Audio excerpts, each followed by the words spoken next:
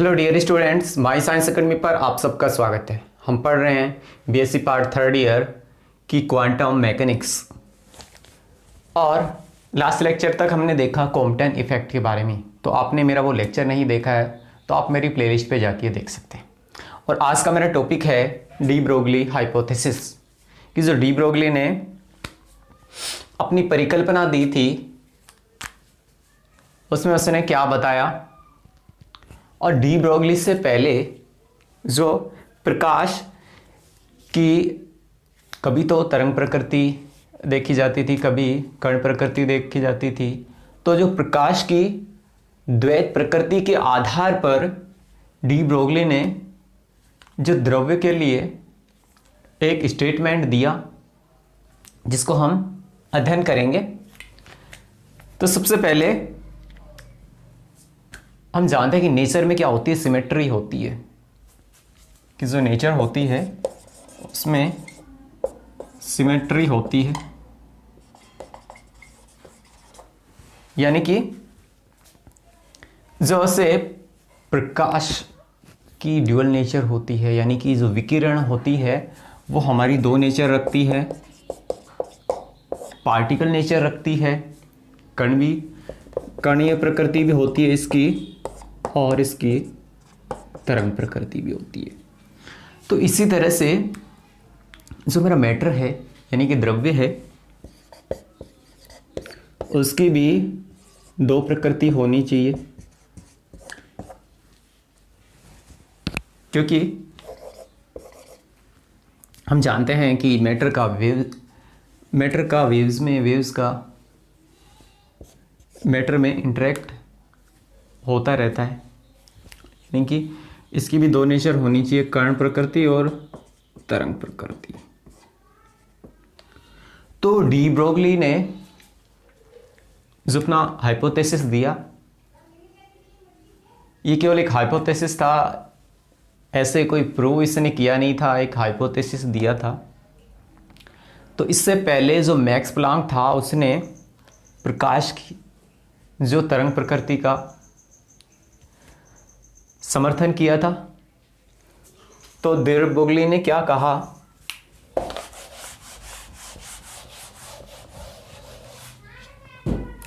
De Broglie ने कहा कि प्रत्येक गतिशील द्रव्य कण के साथ एक तरंग संबद्ध होती है, यानी कि प्रत्येक गतिशील द्रव्य कण के साथ एक तरंग संबद्ध होती है।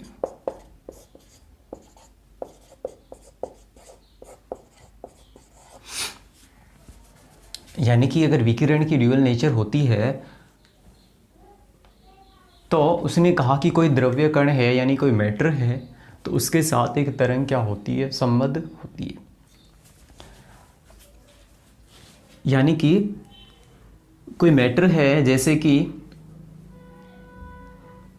ये पेन है, ये बोर्ड है, हम हैं, कैमरा है, ये सब चीज़ें क्या है, मैटर हैं। तो इसके साथ वेव्स कब संबंध होगी कि देखिए क्या है कि गतिशील, यानी कि जब कोई मैटर है अगर वो एट रेस्ट पे है तो उसके साथ वेव संबंध नहीं होगी। जब वो गतिशील अवस्था में होगा, ये जैसे कि ये पेन है और इसे मैं फेंकता हूँ तो इसके साथ एक वेव संबंध होगी। और जो वेव होगी वो कैसी होगी, वो EMW वाली नहीं होगी, वो वेव होगी मैटर वेव। यानी कि जब मेरा द्रव्य कण क्या हो, गतिमान होगा तो उसके साथ एक तरंग संबंध होगी जिसे हम क्या कहते हैं, मैटर वेव।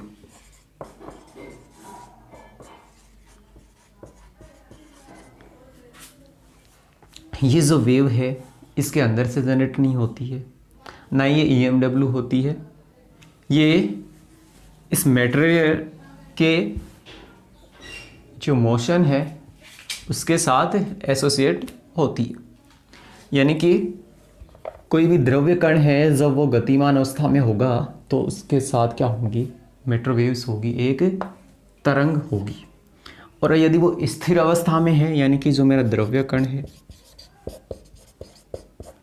स्थिर अवस्था में है, तो इसके साथ मेट्रोवेव्स नहीं होंगी। यानी कि मैटर के मोशन में होने पर ही जो मेट्रोवेव्स के साथ संबद्ध होती है। अब नेक्स्ट देखिए, अब जो मेट्रोवेव्स होती है इसकी एक निश्चित तरंग दैर्घ्य होती है, यानी कि ये मेट्रोवेव्स होती है मेरी इस तरह से,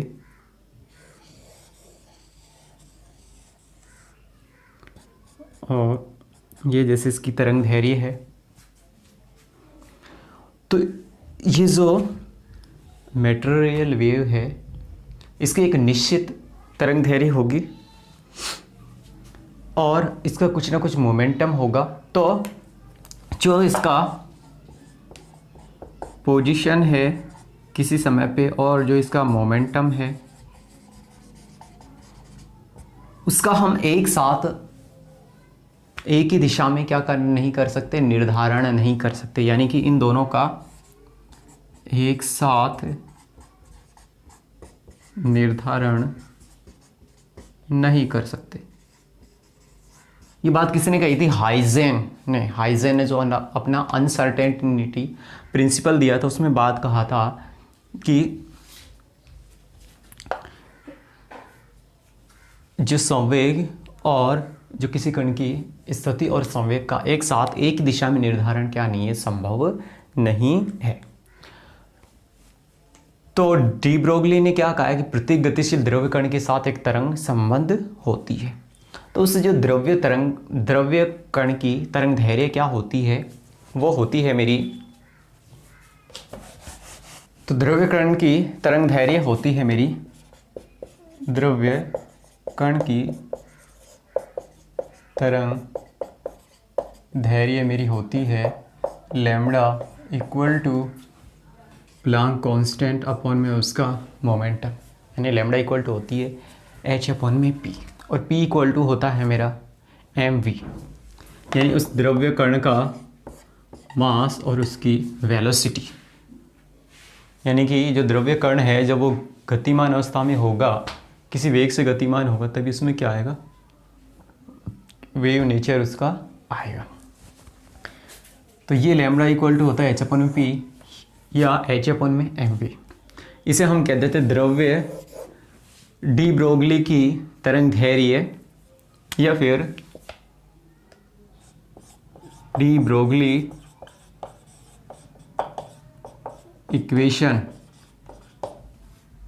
या फिर डी ब्रोगली की तरंग दैर्घ्य। तो ये जो वेवलेंथ होती है द्रव्य कण की वो होती है 0 से लेके इन्फिनिटी के बीच में।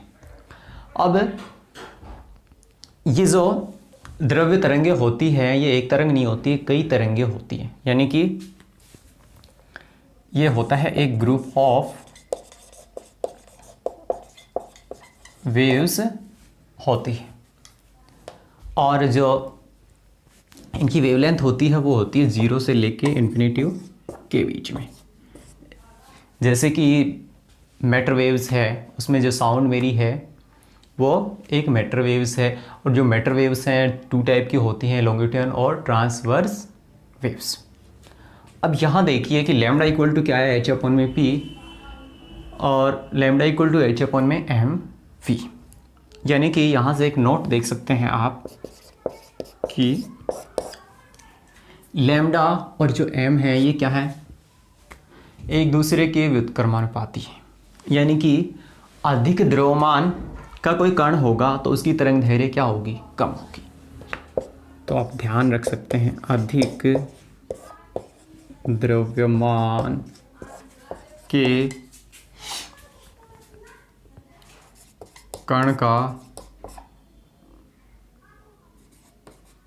कण की तरंग दैर्घ्य कम होती है। या फिर मैं कह सकता हूं कि जिसकी जो कोई कण है उसकी तरंग दैर्घ्य का मान मेरा क्या है, अधिक है, तो उसका मास क्या होगा, कम होगा। यानी कि मैं कह सकता हूँ जैसे कि लैम्डा ई, लैम्डा पी और लैम्डा एल्फा। जैसे कि एल्फा कण का द्रव्यमान क्या होता है, एल्फा कण का द्रव्यमान होता है अधिक, तो इसकी तरंग दैर्घ्य क्या है, कम है। और इसका द्रव्यमान इससे अधिक, तो इसकी तरंग दैर्घ्य इससे अधिक। और सबसे कम द्रव्यमान इलेक्ट्रॉन का, तो इसकी तरंग दैर्घ्य सबसे अधिक। तो ये अब ध्यान रख सकते हैं कि अधिक द्रव्यमान के कण की तरंग दैर्घ्य क्या होती है, कम होती है। इसी तरह से लैम्बडा जो v है इसके भी क्या है, व्युत्क्रमानुपाती है। यानी कि जो अधिक किसी कण का वेग क्या है, अधिक है, यानी कि वेग अधिक होगा तो वेग अधिक होगा तो तरंग दैर्घ्य क्या होगी, कम होगी, तरंग दैर्घ्य कम होगी, तरंग दैर्घ्य मेरी क्या होगी, कम होगी। यानी कि वेग मेरा अधिक है तो तरंग दैर्घ्य क्या होगी, कम होगी। और अगर वेग मेरा कम है तो तरंग दैर्घ्य क्या होगी, अधिक होगी। तो इसमें हम दो केस ले लेते हैं। मैं फर्स्ट केस ले लूँ कि यदि मेरा v यानी कि v और जो लैम्बडा है एक दूसरे के क्या है, व्युत्क्रमानुपाती है। यदि v का मान मेरा हो 0 तो लैम्बडा का मान क्या हो जाएगा, इन्फिनेटिव। यानी कि v का मान 0 यानी कि कोई कण क्या है, स्थिर है। मान लो कि हम क्या हैं, खड़े हुए हैं, तो हम क्या है, स्थिर हैं। तो हमारे लिए जो तरंग दैर्घ्य का मान क्या हो जाएगा, इन्फिनेटिव हो जाएगा। यानी कि जब इसके लिए ग्राफ खींच सकते हैं। सबसे पहले तो हम ऐसे में ग्राफ खींचे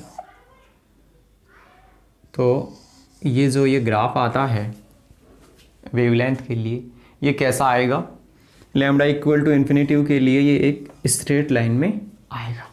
यानी कि इस कंडीशन में जो तरंग दैर्घ्य है उसका क्या नहीं होगा, कुछ अस्तित्व नहीं होगा। यानी कि जो स्थिर कोई पार्टिकल है वो स्थिर अवस्था में होता है तो उसकी वेव नेचर क्या नहीं करती, एग्जिस्टेंस नहीं करती। यानी तरंग प्रकृति नहीं होती। यानी कि उसकी तरंग प्रकृति कब आती है, जब वो गतिशील होती है। यानी कि हम जैसे चलने लग जाएं तो हमारी वेव नेचर एग्जिस्टेंस करेगी। इसी तरह से हम दूसरा केस ले सकते हैं।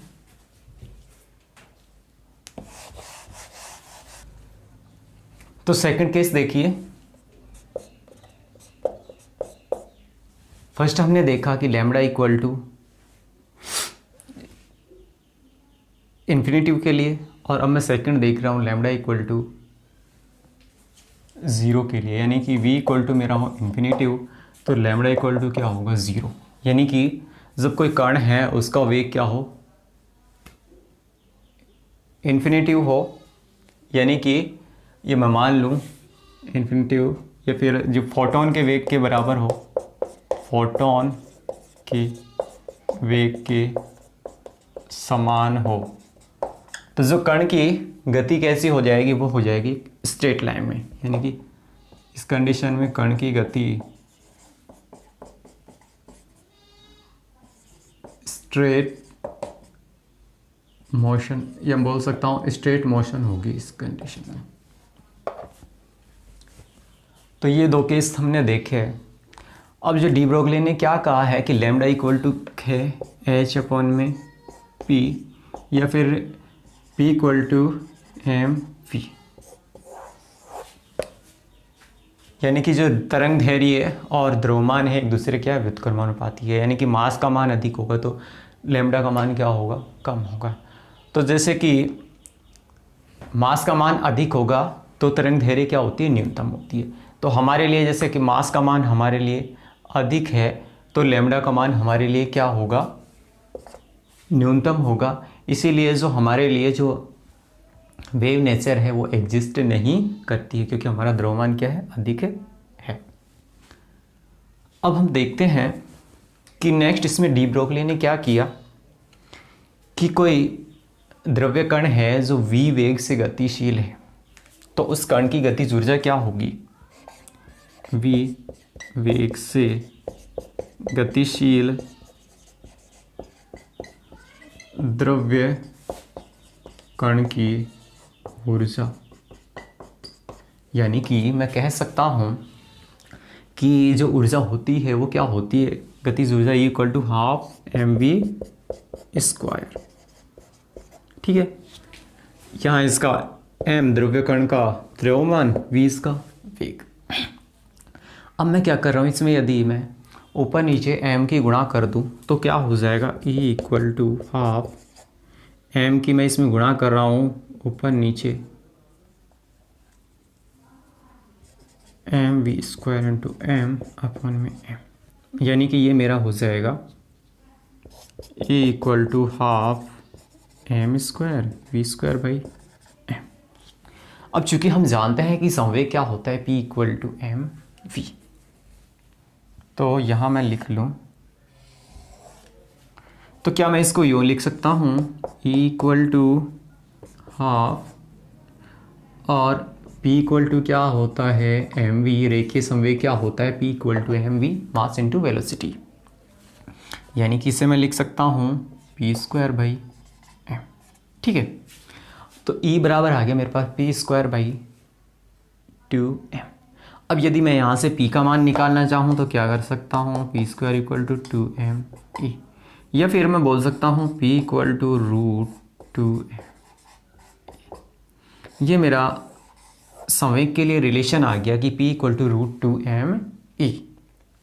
अब यदि मेरे पास जो कण है उस पर आवेश Q हो और उसे v विभवांतर से त्वरित किया जाए, तो इस कंडीशन में जो ऊर्जा E क्या होगी मेरी, कि किसी आवेश को v विभवांतर से त्वरित करने में जो दी गई ऊर्जा हम साइक्लोट्रॉन में भी पढ़ते हैं, E इक्वल टू क्या होती है, QV।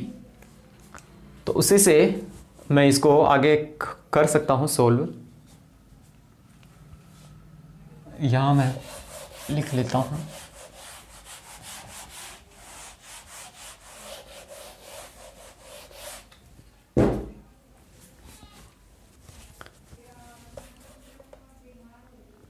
तो आवेश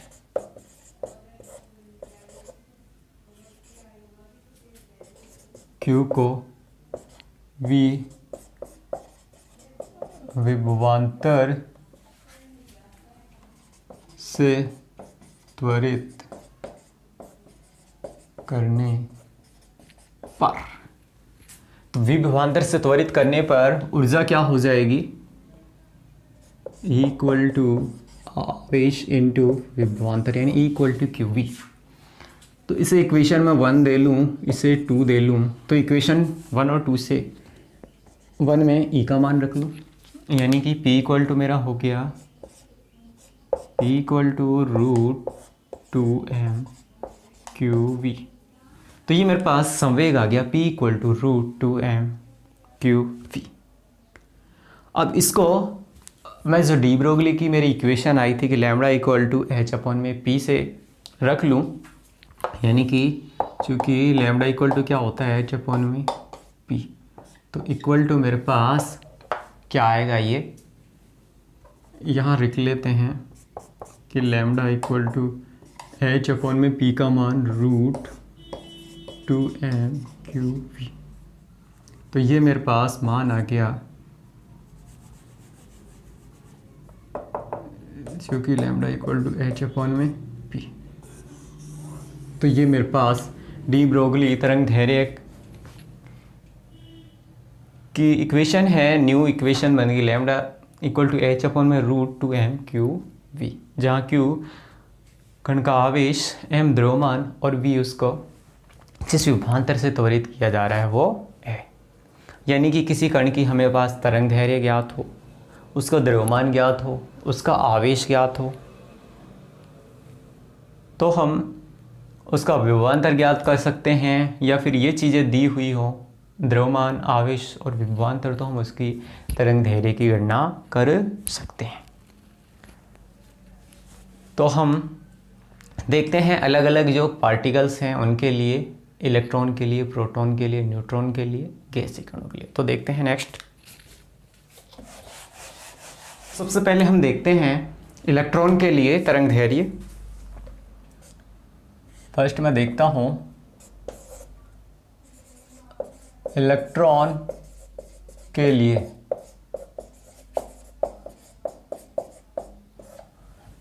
तो जो डी ब्रोगली तरंग दैर्घ्य लैम्डा के लिए फॉर्मूला है मेरे पास h/√2m³v। देखो h है मेरा प्लांक कांस्टेंट, इसका मान नियत है कि h = 6.6234 जूल इंटू सेकेंड। ठीक है।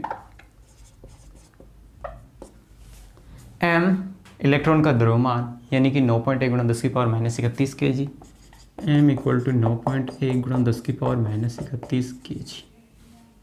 आवेश Q, आवेश कितना होता है इलेक्ट्रॉन के लिए 1.6 × 10⁻⁻19 कूलम। और आरोपित विभवांतर V का मान हमारे पास है नहीं, तो इसी फॉर्म में रखेंगे हम। तो इन मानों को हम इसमें रख लेते हैं। तो लैम्डा फॉर इलेक्ट्रॉन क्या हो जाएगा, लैम्डा E से व्यक्त कर दूं, H का मान रख लूँ मैं 6.6234 अपॉन में √2 इंटू M का मान 9.1 × 10⁻31 इंटू Q का मान 1.6 × 10⁻⁻19 और V। जब इसको हम सोल्व करते हैं तो लैम्डा इलेक्ट्रॉन के लिए मेरे पास कितना आ जाता है, ये मेरे पास आ जाता है 12.27 अपॉन में √V।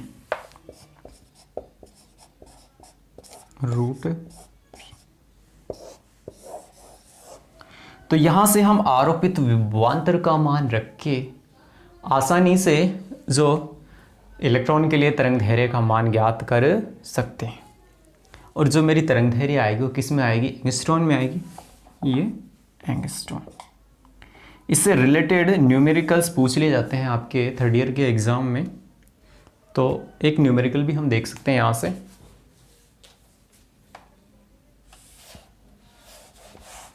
कि अगर ऐसा क्वेश्चन हो कि 10⁴ वोल्ट से त्वरित इलेक्ट्रॉन की दे ब्रोगली तरंग दैर्घ्य ज्ञात करो, तो हम डायरेक्टली फॉर्मूले से ज्ञात कर सकते हैं कि लैम्डा ई हमारे पास अब रिलेशन आ गया है। अब इतना हमें वैल्यू रखने की ज़रूरत नहीं है कि लैम्डा ई बराबर होता है 12.27 √V एंगस्ट्रॉन। यानी कि हमारे पास आरोपित वोल्टता का मान दिया हो तो हम इलेक्ट्रॉन के लिए डी ब्रोगली तरंग दैर्घ्य का मापन कर सकते हैं। तो V का मान मेरे पास कितना है 10⁴ वोल्ट, यानी कि 12.27 10⁴, या फिर इसे मैं लिख सकता हूँ लैम्डा ई = 12.27, ये रूट हटाएंगे तो ये क्या आ जाएगा 10⁻², यानी कि 100 एंगस्ट्रॉन। या फिर ये 0.2 हटा लूँ मैं, यहाँ से ये 2 0 हटा के ऊपर ले जाऊँ तो ये 2 पॉइंट इधर आ जाएगा, यानी कि लैम्डा ई बराबर 0.1227 एंगस्ट्रॉन। इसी तरह से आपको यदि इसके तरंग दैर्घ्य का मान दिया हो तो आप यहाँ से वोल्टता का मान निकाल सकते हैं। ये तो इलेक्ट्रॉन के लिए था। नेक्स्ट मैं देखता हूँ अब प्रोटॉन के लिए। नेक्स्ट हम ले लेते हैं प्रोटॉन के लिए।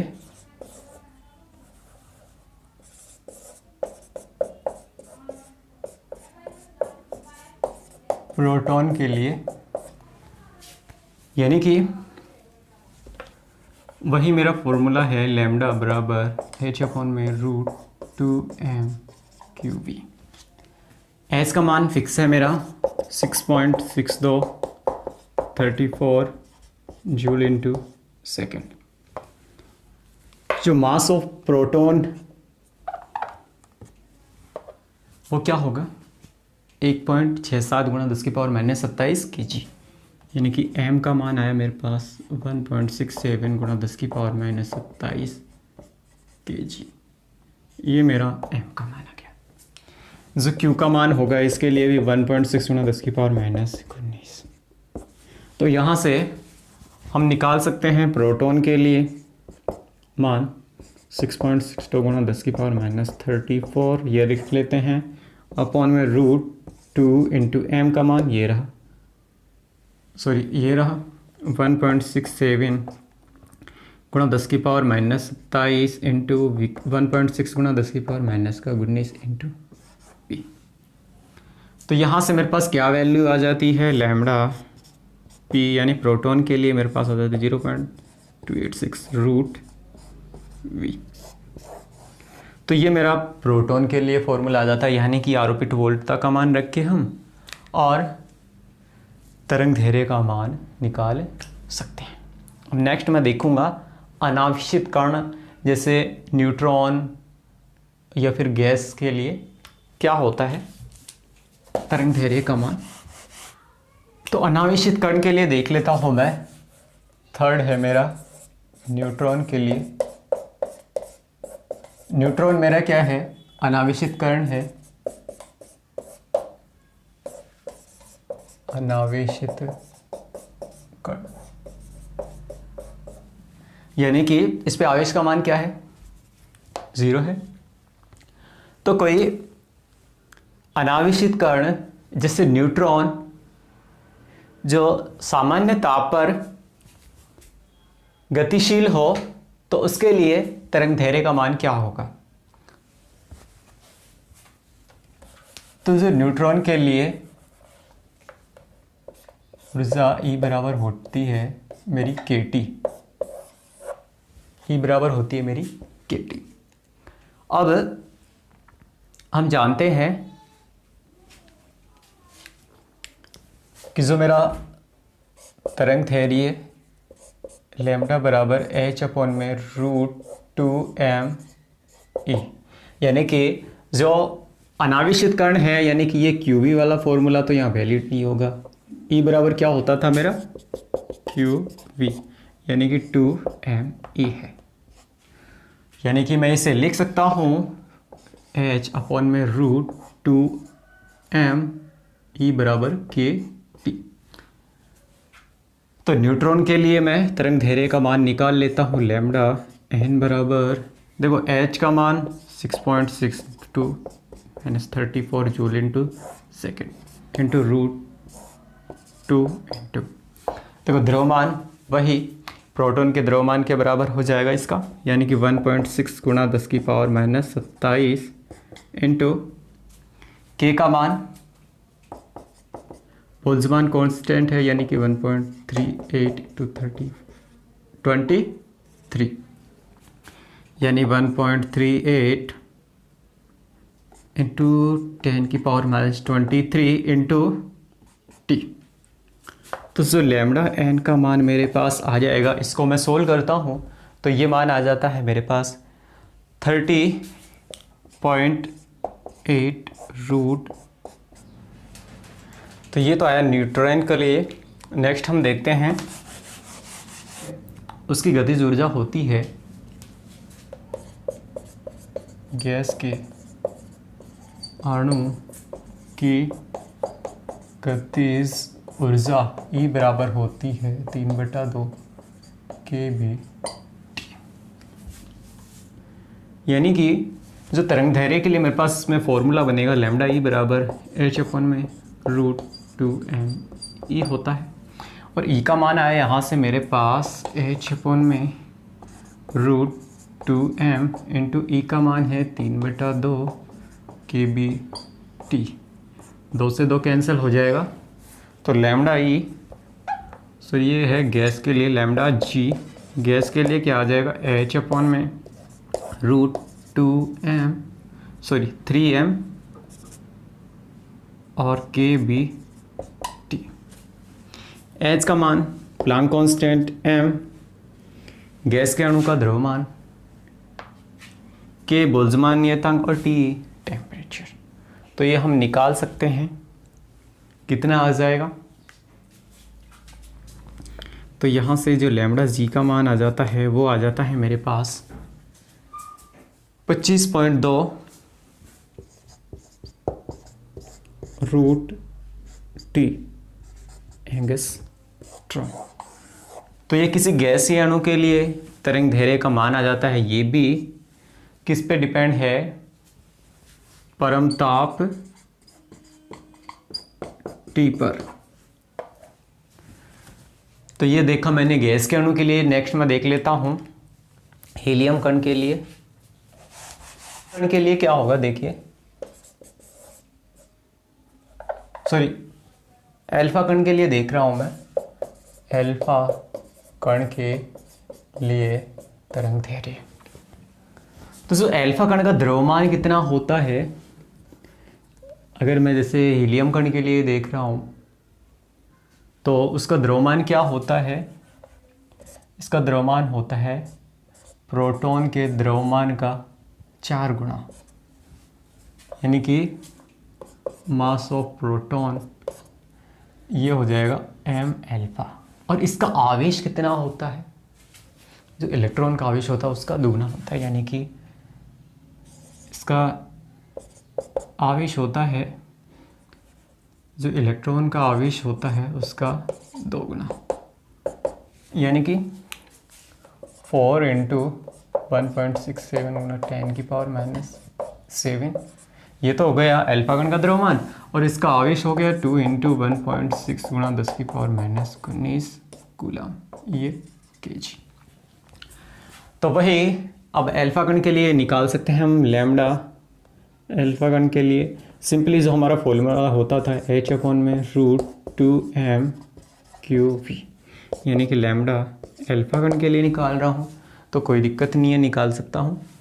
h वही मेरा Planck constant 6.62 × 10⁻34 joule into second upon में 2, m का मान मेरा 4 × 1.67 × 10⁻⁻27 और q का मान 2 गुना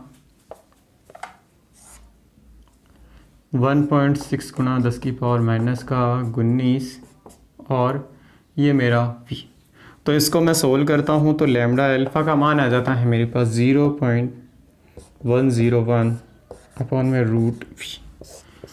तो इस तरह हम अल्फा कण के लिए तरंग दैर्घ्य का मान ज्ञात कर सकते हैं, जो मेरे पास आता है 0.101 अपॉन में √v। तो हम आरोपित विभवांतर का मान ज्ञात करके इनकी तरंग दैर्घ्य ज्ञात कर सकते हैं। तो हमने देखा अनावेशित कणों के लिए जो अल्फा का मान तरंग दैर्घ्य का मान था वो उनके परम ताप पर डिपेंड कर रहा था, और जो आवेशित कण हैं उनके लिए तरंग दैर्घ्य का मान आरोपित वोल्टा या विभवांतर पर निर्भर कर रहा था। तो ये देखा हमने डी ब्रोगली हाइपोथेसिस और विभिन्न जो कण हैं उनके लिए तरंग दैर्घ्य का मान।